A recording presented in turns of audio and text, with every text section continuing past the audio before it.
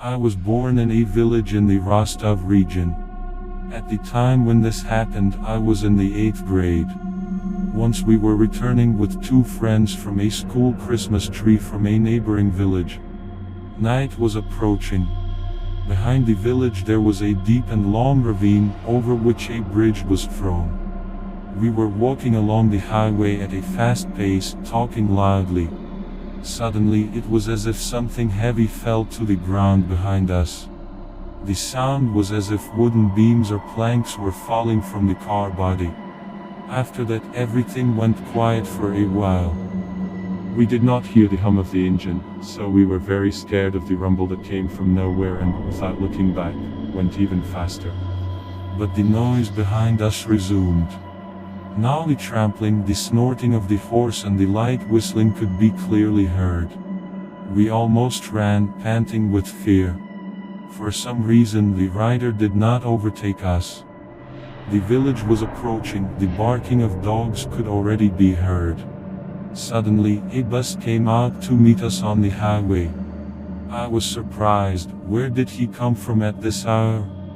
But at the same time I was glad. I really wanted to see who such a mysterious person is following us. As soon as the bus caught up with us, we all looked back as if on cue. There was a terrible whistle, a horse neighing and whooping. In those seconds, I could make out a team of horses and a cart. It flew over our heads at an altitude of 4-5 meters. We ran screaming towards the village. The noise gradually subsided and we, gray with fear, safely reached home. 2 or 3 years after this incident, one of our girls, who was studying in a neighboring village, was returning from graduation on a June morning. After passing that bridge over the ravine, she decided to take a shortcut to the village and did not go along the highway, but turned onto a path. There was a slight mist in the air. Passing by a meadow, she saw several grazing horses. The girl would not have paid attention to them if there was not a horse of pure white color in the herd. We did not have such people. After taking a closer look at this beautiful horse, the girl rushed back to the highway in horror. The horses, all of them, did not walk on the meadow, but swam at a height of about 30 cs from the ground.